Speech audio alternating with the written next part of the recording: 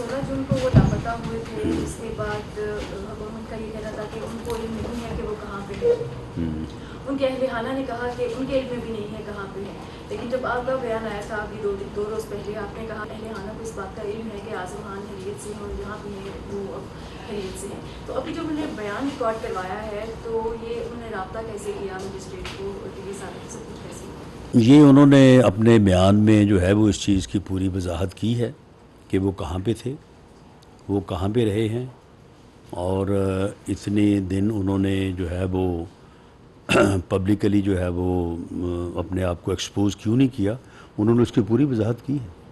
انہوں نے کہا ہے کہ میں اپنے ایک دوست کے گھر پہ تھا اور اس صورتحال میں اپنے آپ کو جو ہے وہ ایکسپوز نہیں کرنا چاہتا تھا، اور میں نے اس ساری صورتحال کو جو ہے وہ سوچنے اور سمجھنے کے بعد یہ فیصلہ کیا ہے کہ یہ جو سازش ملک کے خلاف ہوئی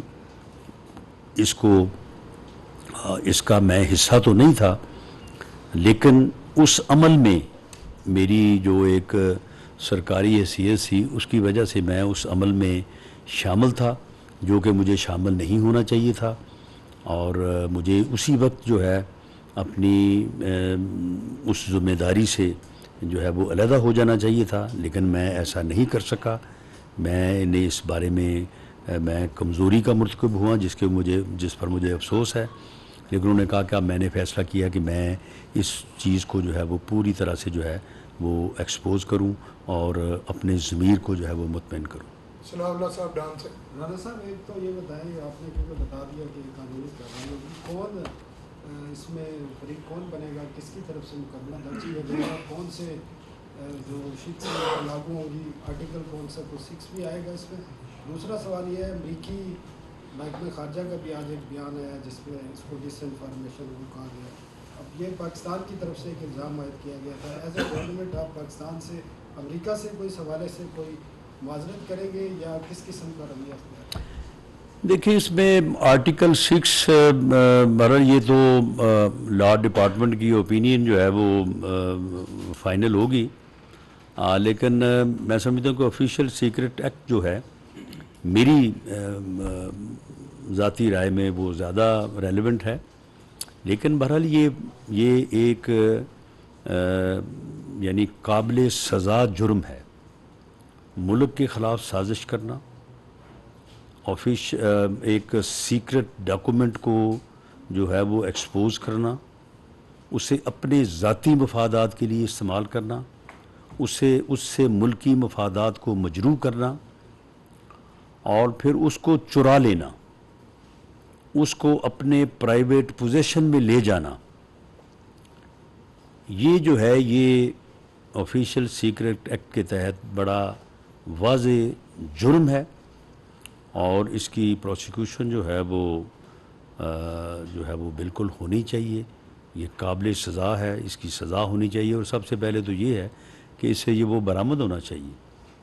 اعظم خان کو تو اس نے کہہ دیا کہ مجھ سے گم ہو گیا ہے، لیکن میری یہ اسیسمنٹ ہے کہ وہ گم نہیں ہوا، اس کے پاس ہے، ابھی بھی اس کے پاس ہے. امریکہ کے ساتھ اس حوالے سے آپ معذرت کریں گے، کیا کریں گے؟ کیونکہ یہ اسٹیٹ کی طرف سے الزام عائد کیا، پرائم منسٹر کی طرف سے الزام عائد کیا گیا تھا، اور آج وہ اس بیان حلفی کے بعد دیکھیں اس میں امریکہ نے اس کا مطالبہ تو نہیں کیا. امریکہ کے جو خارجہ امور کے وہاں پہ ترجمان ہیں، انہوں نے اس وقت بھی جب اس فتنے نے، اس میر جعفر نے جب یہ الزام لگایا تھا اپنے گھٹیا مفاد کے لیے، تو انہوں نے اس وقت بھی اس کی تردید کرنے تک اکتفا کیا تھا. انہوں نے اس وقت بھی کوئی مطالبہ نہیں کیا تھا. اگر وہ اس وقت پاکستان اسٹیٹ سے مطالبہ کرتے یا وہ آج مطالبہ کریں تو اس میں کوئی حرج نہیں ہوگا کہ اس یعنی غیر قانونی غیر آئینی عمل کے اوپر اگر جو ہے وہ اسٹیٹ اگر افسوس کا اظہار کرتی ہے تو وہ کوائٹ ریلیونٹ ہوگا. لیکن اس کا مطالبہ جو ہے وہ امریکن جو ہے وہ فارن ڈپارٹمنٹ یا حکومت کی طرف سے نہیں کیا گیا. صالح ظفر صاحب. رانا صاحب، یہ आज़म खान जब अब अप्रूवर ही बन गए हैं तो ये 8 साल तक इनकी एसोसिएशन रही है PTI के चेयरमैन के साथ। क्या ये सिर्फ साइफर के इशू पे ही आगे आएंगे या आप समझते हैं या आपकी क्या इत्तला है कि कोई और मौज़ूआत और सब्जेक्ट्स पे भी वो कोई स्टेटमेंट देंगे? और दूसरा ये है कि आपकी हुकूमत मैं इसी का जवाब आपको पहले दे दूं। मैं सवाल तो जी जी जी। 7 साल हो गए हैं कि you have not been able to take on the task the father of टेरियान, but what is the assurance that in this case you will be able to, our government will be able to try him rather? देखिए, आज का मौजू तो यही है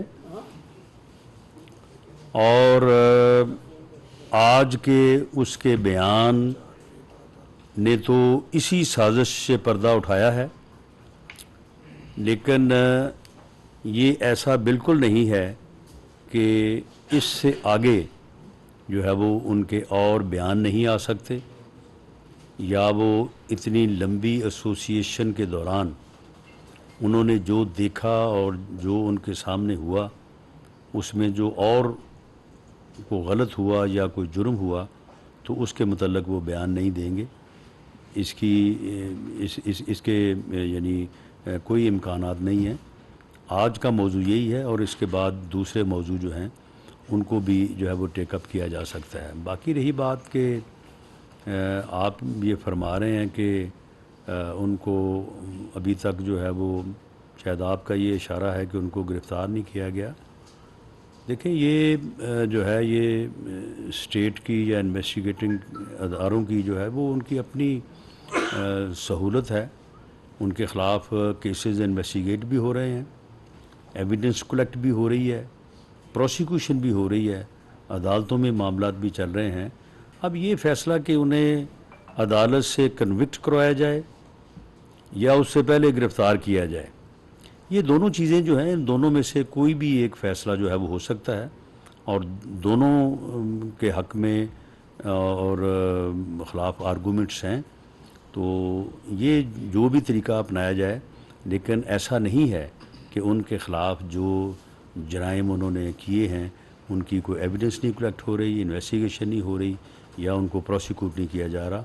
वो prosecute भी हो रहे हैं, उनके ख़िलाफ़ एविडेंस भी इकट्ठी हो रही है और इन्वेस्टिगेशन का अमल भी जो है, भले वो 9 मई से मुतल्लक मामलात हों या ये साइफ़र क्राइम जो है इससे मुतल्लक मामलात हों, ये सारे मामलात जो हैं ये मेरिट पे और कानून और आइन के मुताबिक इनको आगे बढ़ाया जा रहा है। शान साहब बोल राना साहब, आखिरी मालूमात के मुताबिक आज़म खान अगवा हो गए थे। अगवा होने के बाद उनका एक बयान सामने आ जाता है और अभी तक नहीं पता चला कि किस मजिस्ट्रेट के सामने उन्होंने बयान दिया है। इसकी कानूनी हैसियत क्या है? और दूसरा, इमरान खान का नाम लेना तमाम चैनल पर पाबंदी है।